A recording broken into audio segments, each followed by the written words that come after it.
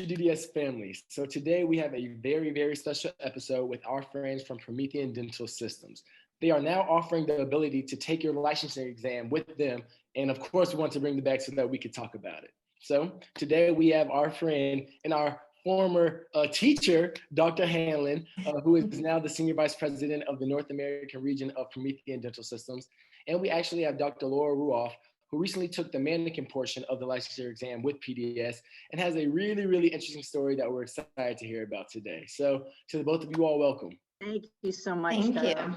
Of course, of course. If you all could, I know I gave you all a very, very brief introduction. If you could kind of just give us a more in-depth version of that for about 2 minutes so that the audience can get a better feel of who you all are. Who do you want to go first? You go ahead, yeah. Go ahead, Lady in red. Go ahead, Laura. Okay, so you want me to tell you just my experience with it? Just no, where you went to school. Where you're school? from, Okay. kind of your journey into dentistry. It's like a general, this is who I am. Yeah. Okay. So I went to University of Buffalo School of Dental Medicine. I graduated in 2007. I moved to New York City. I did 2 years of GPR residency at Brooklyn Hospital. And I worked in New York for almost 10 years. I worked in Buffalo, my hometown, for a couple of years. And I just recently moved to Chicago. So I'm working here now. Okay, cold to the cold. Oh, man. Yes. Mostly restorative and with a focus on cosmetics primarily is my favorite. So. Excellent. So I'm going to keep my intro short because it could be fairly long since I've been in the profession close to 50 years. But recently I was Dean of Clinical Affairs at Tufts University. My background, I have a dental hygiene degree and my dental license and worked in private practice for close to 24 years before joining Tufts. So I've had a varied background in the profession, but love it through the core. Awesome. So, we all know, I'm sure you guys out there, if you aren't in dental school yet and haven't taken your license to exam, you will know that it can be a headache. It's a lot of stress for the the licensees or soon to be dentists. And of course, Laura, like we said, she has a great story to tell and kind of share about her journey going through the licensure experience. So Laura, if you could, just kind of give us the ins and outs of what your experience has been so far, just trying to gain licensure, and then we can kind of segue into how your experience with PDS has been. Sure. So my year was the first year in dental school, my graduating year of 2007, that New York State did not require you to take a regional board exam. You had to do a residency no matter what. So I did 2 years of a GPR. I worked in New York State, so it wasn't really an issue. I recently was offered a position in Chicago, so I needed my Illinois dental license. I practiced for almost 15 years in New York State. So it was sort of always talked about and always assumed that you'd get grandfathered into a state after about 5 years. They'd assume that you knew how to do basic dentistry and that you were pretty good aside from Florida. So there was a ton of back and forth with the state of Illinois about my license and what they needed. And I had trouble getting through. I spent at least a month just trying to get someone on the phone. The phones weren't working. I was given several different answers that I needed to take a regional board exam, that I didn't need to take a regional board exam. They just needed to know that I did a residency and that was enough. So even just the process of understanding what was required to get the license was completely unclear. And so I finally got word from someone that the final answer was I needed to take a regional board exam, and I could take any regional board exam. So I looked at the dates that were available, and there was maybe, one date, 1 month to take, let's say, the NERB in New York City, and it was full. So I remember being up in the middle of the night, and because I couldn't sleep, I was so stressed out about this. I had this job, I was moving, but I couldn't work. So I remember being up in the middle of the night, and I got this email that told me I had to take a regional board exam, and I'm Googling regional board exams and where I can take them and what I need to do. And I'm finding that there's none available. And so then I'm like, I'm not even going to be able to take this until maybe February. I don't even know. Yeah. So that's how I found Promethean, because the one exam that I could take, it said that I could schedule it with this group. So I ended up emailing Donna, who works at Promethean, in the middle of the night, like a crazy person, and being like, please, I need to take this test. And she's like, okay. So I thought it was too good to be true that there was a company that would allow me to schedule it. It seemed like it made way too much sense, but that's really what, you know, the deal was. So I went down to Atlanta and drove out to the testing center, and I took my exam, and it was all very rushed. I had never taken a regional board exam. I wasn't very prepared because it was at the last minute. I kind of threw a bunch of burrs together, grabbed my loops, like grabbed a bunch of stuff. I read through the manual quickly, but I went down there and, you know, killed myself to take this exam, like at the last minute. Do you want me to keep going with the story? Is this too long? Yeah, no, it's captivating. Okay. Yeah, we're in it. We're in it. I'm reliving it. It's the PTSD is coming back. So, so I'm like, okay, oh my God, I did it. It's all good. And, it was, 2 days. So I get back my scores, and it says that I got a 0 on endo, that I failed the endo. And I was like, okay, and they tell you why. So I look at it, and it wasn't that there was anything wrong with my endo. It was that I closed the access hole. It was something in the manual, right? And it was like, I was stressed out, I was exhausted. And, you know, you're a dentist, you make a hole, you close the hole. It's what you do, right? So like, never do you leave an access hole just wide open. It just went against everything. So working for 15 years, I think what ended up like working against me, because I did that, and it was my fault, right? But I got the people on the phone was like, what do you mean I failed endo? And they were like, oh, well, you closed the hole. And I was like, he goes, your endo was beautiful. And I'm like, it was? Because I haven't done endo in 10 years. And he's like, oh, it's perfect. I was like, oh my God. So he goes, so I'm crying. He goes, you gotta retake the endo portion. So I go, okay, when is that? And it's like in another month, I think. So another month of not working. So I have to pay again, thousands of dollars, plus the travel costs. I mean, it's absurd, right? And I fly down to, this time it's Decatur, Alabama. So kind of middle of nowhere, Alabama. I'm like, oh my God. So I go down there. I'm just taking the endo portion. I'm completely prepared. I know what I'm doing. I know I did it perfectly before. I can do it again. Like, I got it. It's all good.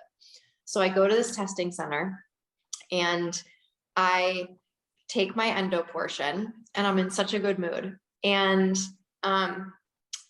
I don't know, MJ, should I tell this part about what happened after I finished my test? Go for it. Okay. So the people who were giving the exam were incredibly kind to me, and were sort of admittedly saying that what happened to me wasn't the right thing, right? That it was, this technicality, and it was just a hoop I had to jump through. So I'm like, okay, this is the game. I got to play it. I just got to, keep my eye on the prize, and I got to work. So one of the doctors there was really, really kind, and he wanted me to do well. So I finished my endo, and he grabs the typodont, and he takes the tooth out, which he's not supposed to do. I don't want to get him in trouble, but he shows it to me, and he goes, look, he goes, it's perfect. You're right at the end. You can see through it, right? You can see through the tooth. It's acrylic. The crown is opaque. And he goes, look, no voids. And he goes, you passed. And he was saying this so that I could like take a breath. And then the other doctor said, yeah, we'll grade it by this time. We got to send it to, the official place. They'll grade it. And you should be able to, work, schedule patients in 2 weeks. I was like, sweet. I text my family. I text my boss. I'm like, I passed. I did it. It was awesome. It was all worth it, right? So I get home, and I wait a couple of weeks, and it takes a couple of weeks longer and a couple of weeks longer. And I finally, I sign online, and I look at it, and it says 0. Oh, wow. And I was like, that's that's impossible, right? There's Yeah. 2 teeth. Number 14, you just have to do the access on it. So that was fine. He told me, perfect. They said that it was the anterior tooth. And I go, how do you get a zero, right? Like, because failing is 75, I think. So I got a 0. I'm like, I mean, he showed it to me, right? So first I'm upset, right? I'm like, oh my God. And then I get pissed, and I'm like, no, like I know for a fact that he showed it to me that this is right. And so I'm just like, Donna at Promethean had sent me an email that day and just said, hey, Laura, I'm thinking about you. You know, I really hope that everything worked out for you. How did it work out? It's like, well, it's really interesting that you email me because this is what's going on. And I'm getting in the shower and I get a call from a Boston number. I'm like, who's calling me? Blah, blah, blah. And it's MJ. And she's like, hey, we got to talk. Like, you're not alone.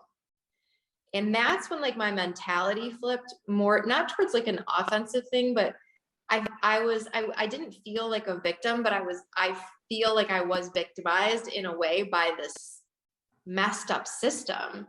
So that's when I just was like, no. Like, this is not cool. This is actually wrong. And she said, you know, you're not the exception. Like, you're the rule.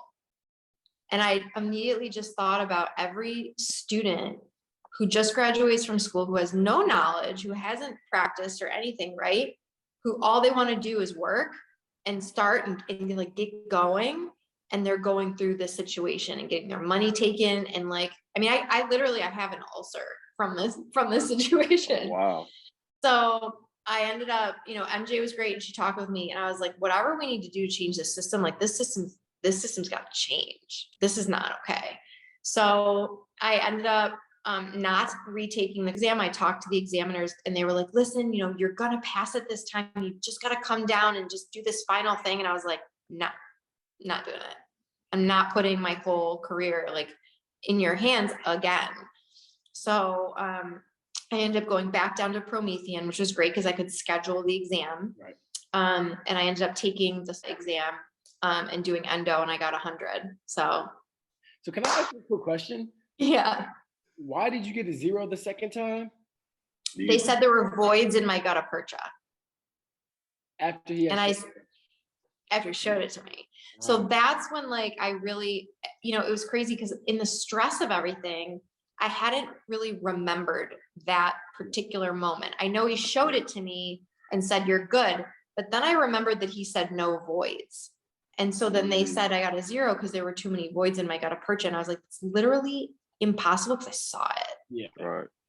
Yeah. So I tried to be like, listen, there's got to be some kind of a mistake here. And then I ended up speaking with the people at IDFPR, who are the Illinois Department of Financial Regulations. And he goes, oh, I'm going to call and see what's up. And he calls them and he goes, oh, well, they said that 2 dentists said that you passed. 1 said that you got a 0. So you failed. And I was like, well, that's even more messed up because how can 2 people say you did it fine and then 1 says you failed? It sounds like you're leaning towards failing people whenever possible. Right. And, you know, honestly, I was having conversations with these doctors and they were telling me how that particular exam company was having a lot of financial problems and having issues getting their exam accepted and stuff. And I'm like, okay, so this is a private company not doing well, who's not only giving me this exam, benefiting from me paying it, benefiting from me having to retake it, especially because you can take it 3 times and then that's it. You got to take a different exam. So it's almost like that's the system and it's just insane. It's crazy. Yeah. So for the students who are watching this, who haven't actually taken the licensing exam, you know, Dr. Ruof, your story is interesting and it does suck, but unfortunately it's not uncommon. You know, both Terrell and I, we know somebody who went through a very, very similar situation. Yep. I mean, multiple people, honestly, who, you know, they feel like the system failed them in certain aspects and things of that nature. So not even failed, but almost taken advantage of to an extent. Yeah. You know? Yeah. It can be bad. I mean, and luckily when we took our test, we had great preceptors or whatever it may be, like you did as well. But, there's always seems like there's something missing within the system. And, instead of us trying to hope, that we don't become victims of it, it's kind of interesting because you can, start to feel helpless a little bit, which we saw a lot of our classmates unfortunately did. So right, and that's a long time to feel that way. Yeah. I mean, honestly, like, I'm not an emotional person, and the emotional turmoil that I went through for those 3 months and the stress, like, I've never been, dental school was not that emotionally, like, it was not. So the fact that you're absolutely right, the fact that you're taking an exam and you have no idea that it's even going to be graded in any type of like fair, way, that there's any type of judgment that actually makes any sense. There's no face to it. It's so arbitrary, and it's by the people who you're paying. Like it's so backwards. So yeah. It's rough. It's rough. But, that's why when we heard that PDS was, creating a system whereas we would be able to take their licensing exam, of course, with partnership with licensing organizations and things of that nature. It was interesting to us because while we were going through it, we were wondering, hey, is there another option? Granted, we didn't know what it would look like. We didn't know the pros or the cons of what that other system would be, but we did always wonder, like, hey, what else out there? What else is there out there for us to do if this situation doesn't work out for us? And so I'm kind of want to go to you, Dr. Hanlon, and just ask you a question about the system that Promethean has set up for people to take their licensing exams. I know that it's called a multimodal approach. Can you kind of break that down a little bit more so that we can get a better understanding of it? Sure, I'd be happy to. So before I get into that, I'd love to just make a comment to Laura's story. And that is, I think the most frustrating part is the grading piece, because when a human is grading an exam, even though it's 3 different humans grading that exam, it's still all subjective. And I think the one piece that is going to separate all of the exams from the CERTA PDS combination exam, multimodal exam, is the fact that we use artificial intelligence to grade everything. It doesn't matter whether it's a human, mannequin, or the Simodont dental trainer. We use artificial intelligence. And how do we do that? So what we do is we use an ideal prep, and then we gauge your prep to the ideal. So everything is scanned, everything is compared in a software system that actually gives you a grade that's 100% objective. And that way you never have to know, you never have to question whether or not your grade is accurate or not accurate. We can't adjust it. There's no human interaction in this whatsoever. Everything that we do, there's pictures and videos of, so that you can see all the way through, sliced right through front and back on that tooth, exactly how far down to the thousandths of a millimeter, how close you were to the ideal prep. So I just wanted to go into that a little bit more as to one of the biggest faults of the testing organizations that are out there today is that, this is the first time that we're using artificial intelligence to help us become more objective and to create a better, higher fidelity type of dental examination. So with that being said, let me share with you exactly what the multimodal exam is. The multimodal exam, when you use multimodal learning, it's using all of your senses to to learn a topic. So hearing, auditory, speaking, all of the senses that go into learning, all into one. And with that, we have the mannequin-based portion of the exam, and then the multimodal, the Simodont dental trainer. The Simodont dental trainer, for anybody that doesn't know what it is a simulated trainer, just like you, if you were an astronaut and you were learning to become land the capsule in the water, you would use a simulator to learn how to do that. And they would have you go through all the exercises in a simulator. The same thing with dental exercises. Now, one of the things about using a Simidant that's really beneficial to students is that you can repeat yourself over and over again without a huge amount of expense. Every time you take a tooth out of a mannequin, you know, the Typodont, you have to pay for another tooth to replace that. In the Simidant, you press a button, it gives you a clear new tooth to work on, and you can practice to you know, all hours of the night. So that's what the multimodal portion is. It's a combination of the mannequin and the Simidant dental trainer. Okay, awesome. Yeah, and that's one of the biggest advantages that I think even Tyler and myself saw is like how quickly you were able to get through some reps and really try to change in between the teeth and the different aspects of the exam that you were going to do. One thing I wanted to talk to you about, and I believe we might have spoke about this in the intro a little bit, is PDS and them actually being a state exam. So I guess could you give us a little bit more background into how they plan on partnering with state exams, or do they plan on being does PDS plan on being a organization on their own? Kind of give us a background of how they plan on being implemented in that. So PDS is clearly only an education and technology company, but what we are doing is we are partnering exclusively with the CERTA, which is the Southern Regional Testing Agency, to provide exams for that testing agency. So right now we have schools that are planning on providing this, doing the CERTA exam this season. We're going to be there. We're going to be doing the combination of not only human grading, but the artificial intelligence grading, so that we can do a comparative analysis and make sure that we're all calibrated on point. So I think that's going to be a very interesting research project that we're going to do. But we are never going to be our own individual, at least not at this moment in time. We are never going to be our own individual organization. We are going to be partnering with a testing agency, and CERTA is the one that we've partnered with. Okay. And so what it sounded like is like one of the main positives to this licensing exam is the way that you all grade the exam, it being literally based off of numbers, right? Instead of depending on, if the faculty likes your prep or not. So what are some more positives? I mean, I know you all have seen students come through and take the exam. What are some more positives that you've seen the students kind of talk about, or at least what they told you that they really enjoyed about the exam?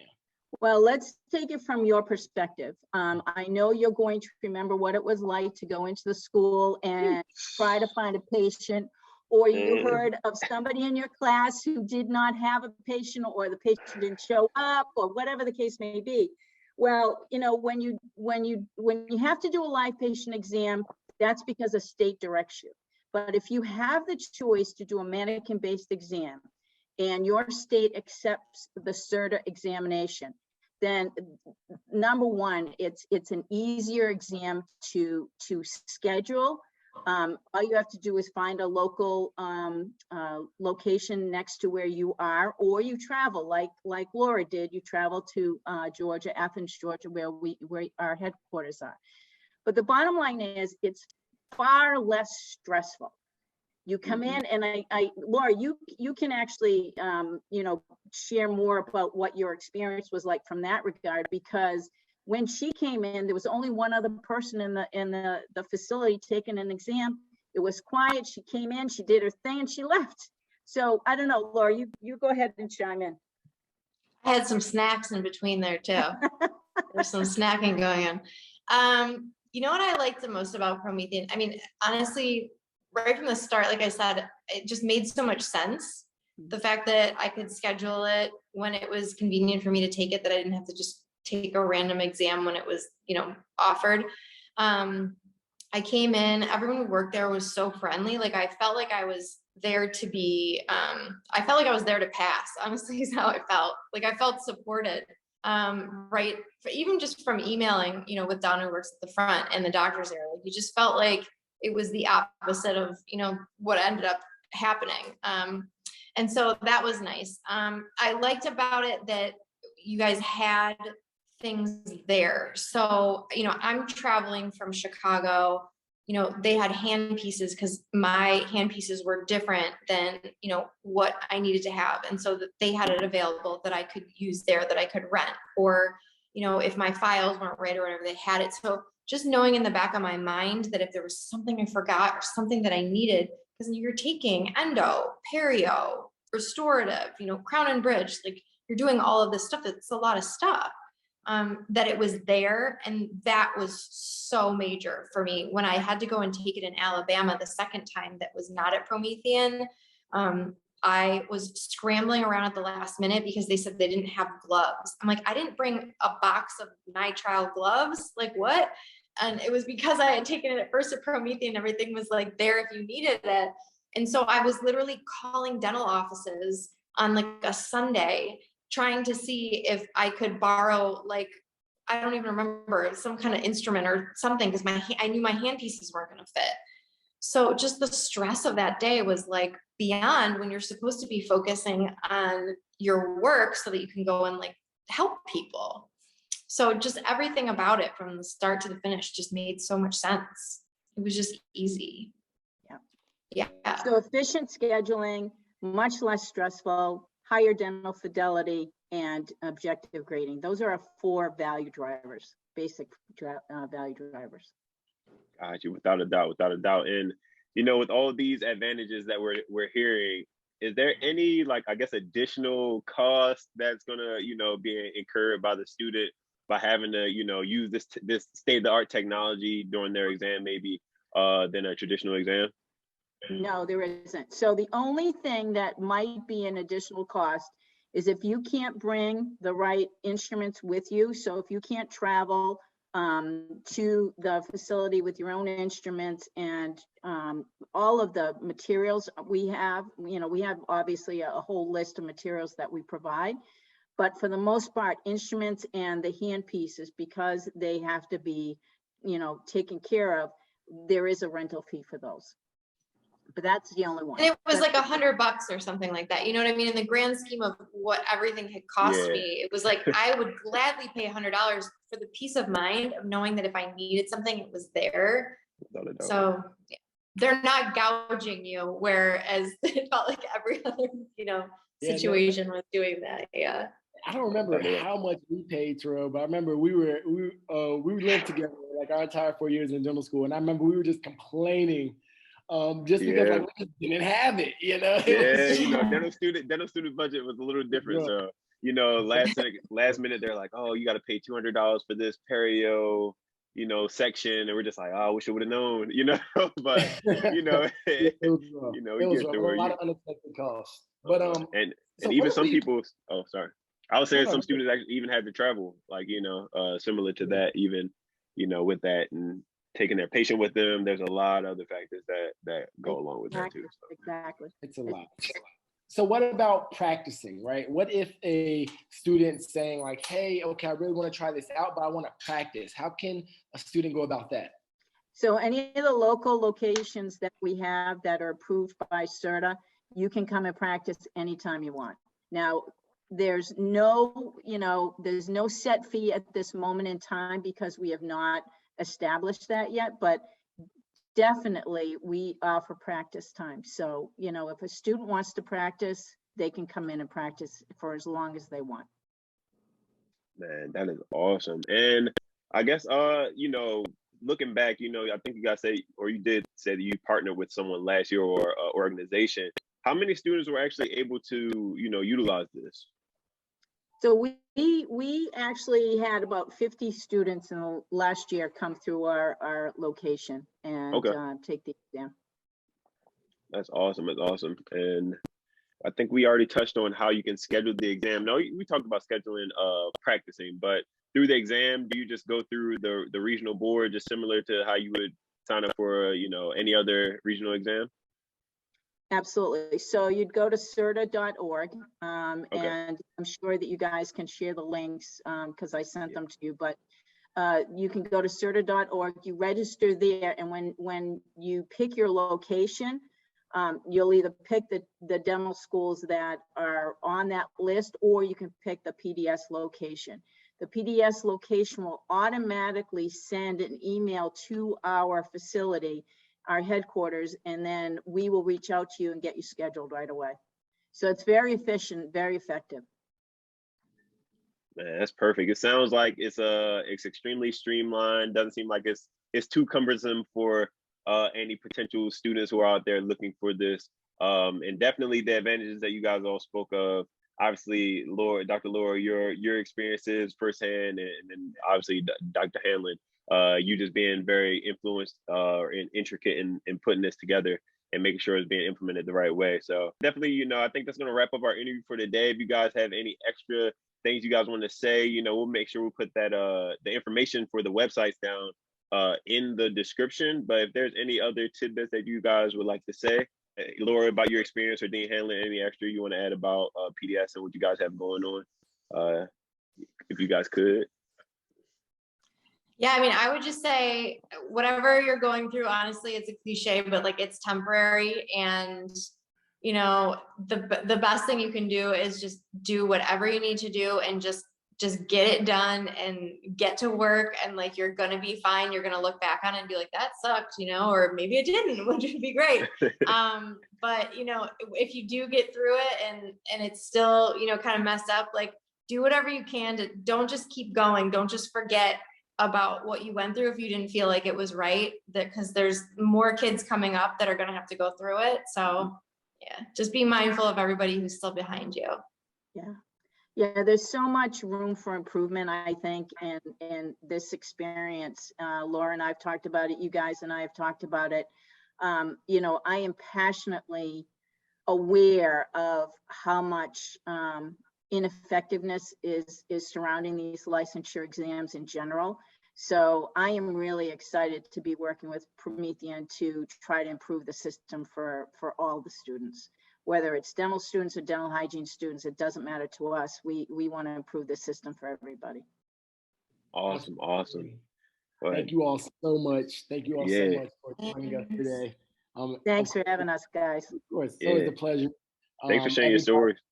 No, yeah, thank you. Thank you, Dr. Laura. That was awesome. Sure. Everybody, we will be putting the links in the description box below, PrometheanDentalSystems.com, and of course, CERTA.org. And you all can definitely go and get some more information. And if you are interested, of course, schedule your practice sessions and then eventually, of course, your licensing examination. So everybody, that'll be it. Talk to y'all soon. All right, now have a good one.